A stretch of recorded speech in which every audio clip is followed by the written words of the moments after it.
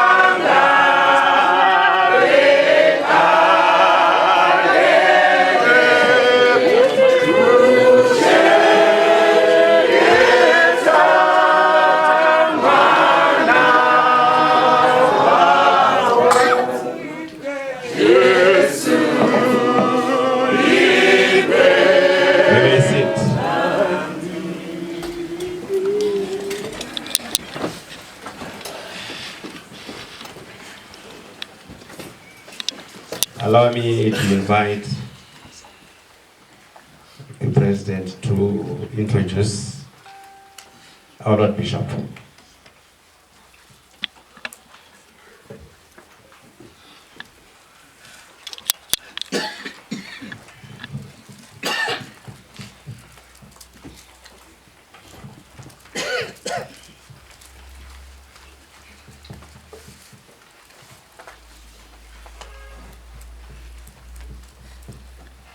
My Lord Bishop,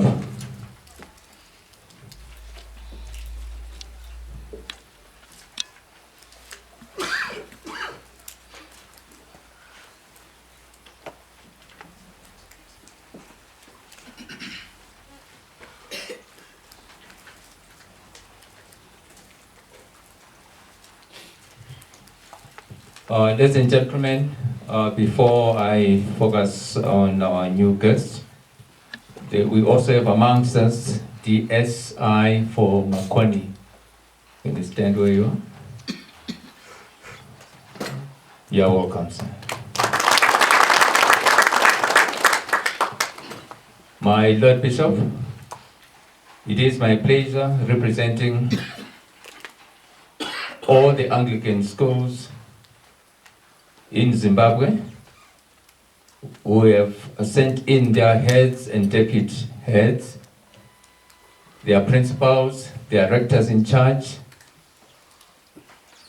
to be here with us in this conference.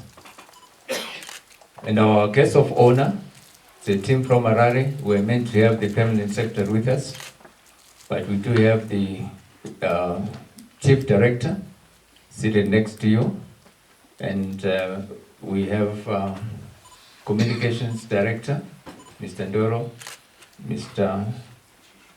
Chishumba, also from the head office. These are representing the ministry. It is my pleasure to welcome you to this conference. Please feel most welcome.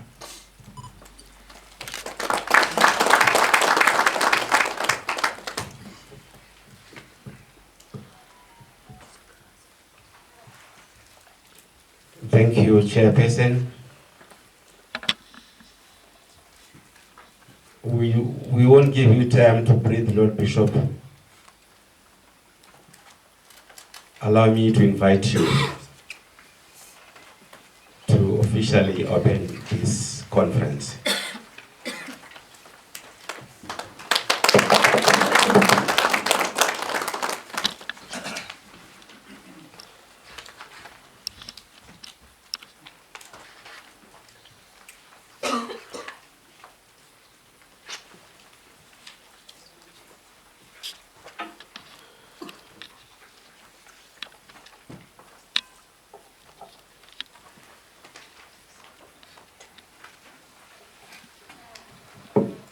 Thank you very much, MC. Thank you very much, Chair, for S's.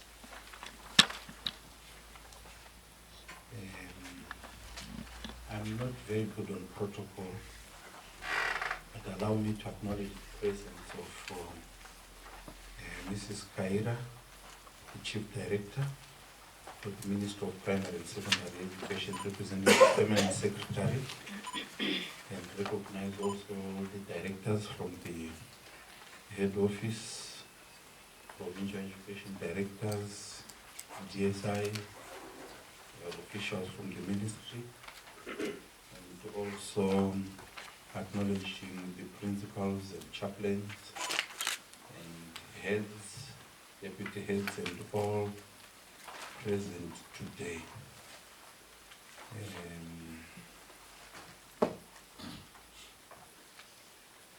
Allow me to just say all protocol observed.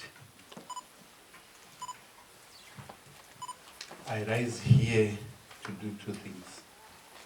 First, to welcome you to the Anglican Diocese of Manicaland,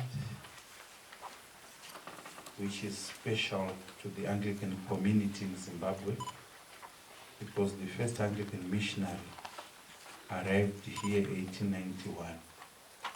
And the day after his arrival, he was shown a place across Sambe River, where, because he had arrived alongside medical personnel, educational personnel, where eventually the first school was established.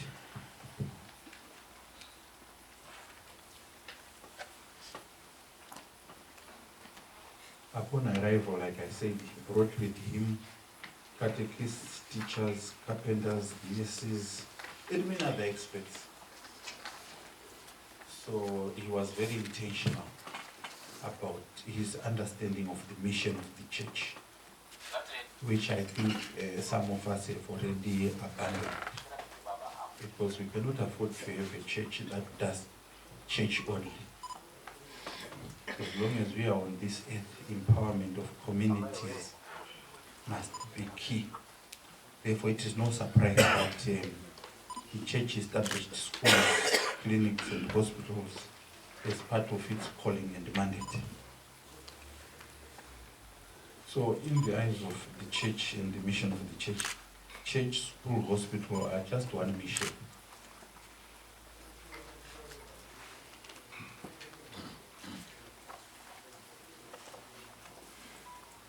Many of you gathered here might actually think that might have wrong information about evangelism and how the church was able to grow.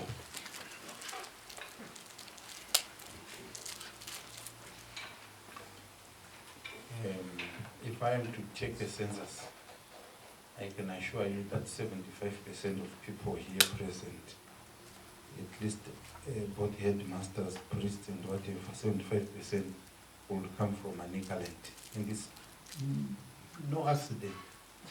No accident. The fact that some of you are in Bulawayo or Matabeleland or Harare or whatever, as long as you are Anglican, chances are that you are from Manicaland. Simply because the church, upon arrival, it established more than 100 schools in Manicaland. And schools were the vehicle that was used to evangelize. The London Missionary Society and other missionary societies, which came earlier, they tried to target the adults for their evangelism. They failed dismally. We read about the London Missionary Society in Inyati 30 years after they had arrived. Only one convert.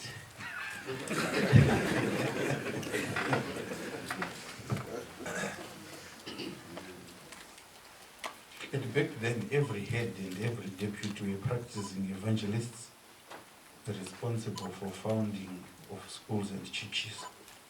I know that for a fact because my own grandfather was one. He established 7 such schools from St. Andrews, Maziwa, somewhere in Maponi to St. Peter's. Those who know the geography from Manicaland, St. Peter's Chicha.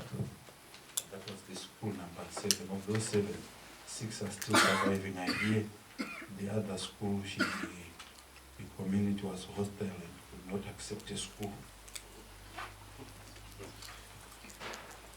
Him being a catechist, teacher, he was quite a celebrity in the community. A story is told of his bicycle. A story is told that in our village he was the first African to own and ride a bicycle. So each time he arrives at a meeting or a public gathering, you know, the locals will compete.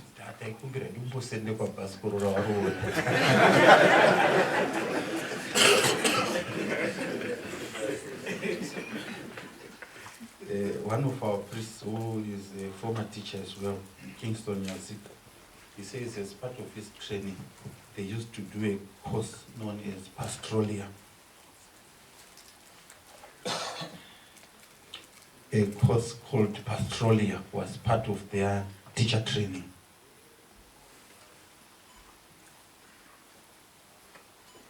So as we speak, I think some of you might know that our churches, the majority of our members are aging. Those who were evangelized by catechists in our schools are aging, and we have lost touch with the young.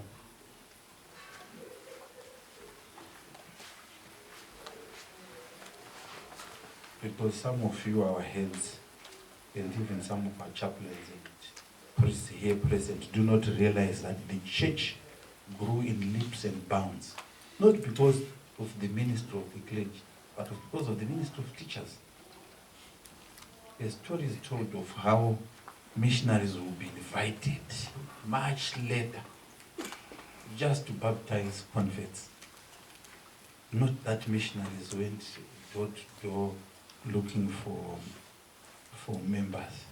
So evangelism has always been principally a ministry of the lay. And besides, who can teach better than a teacher? Because our faith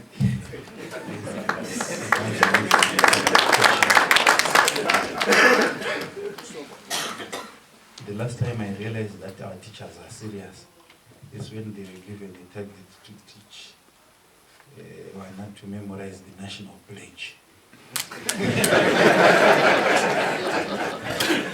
Within one team, everyone, it was a song. But at times when you ask some of our clergy to teach confirmation classes, to memorize the creed, to memorize the Lord's Prayer, it takes forever for them.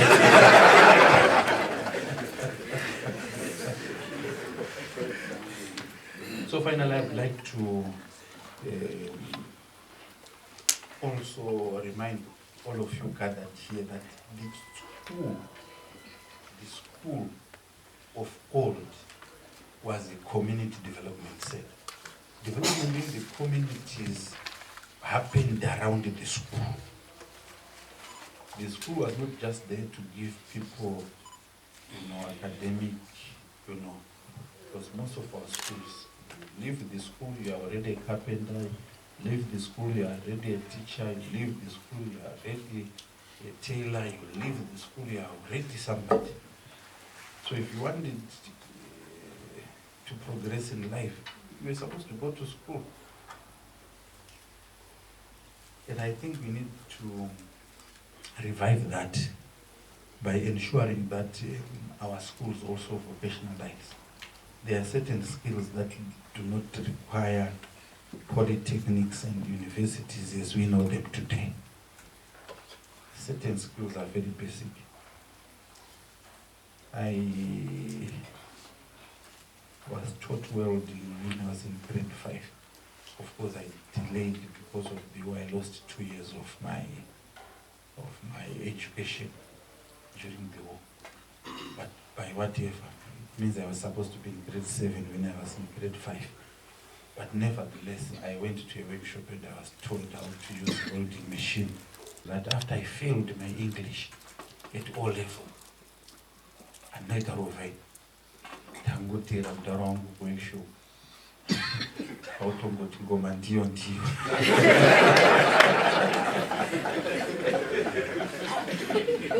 In fact, my father didn't want to pay me my fees. Ekuti ndidzokorere chungu. Nekuti aifungidzira kuti ndaisakufanira kufoira. So to fix me, he would not pay. So I ended up paying for myself.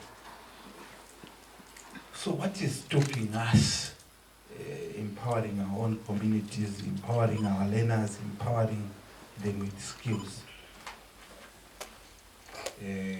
I want to also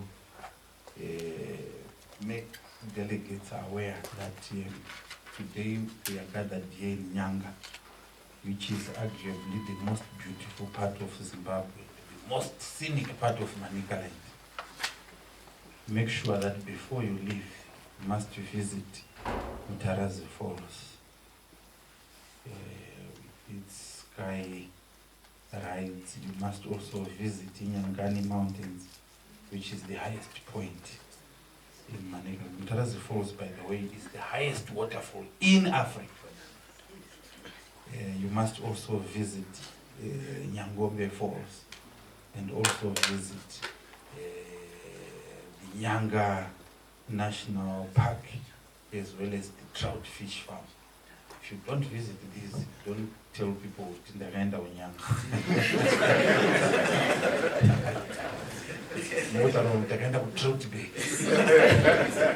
But it is after you visit some of these key areas that you understand what we mean by saying Manicaland.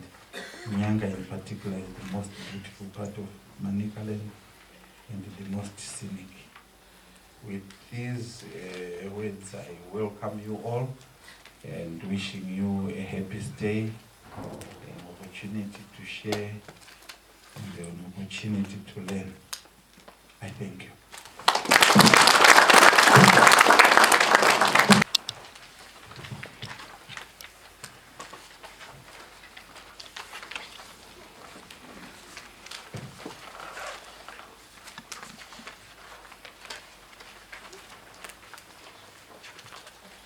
Thank you very much, MC.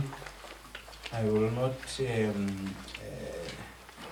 repeat the Bishop Chair's message, but I want to assure you that he has sent me to officially open this conference, which I now hereby do.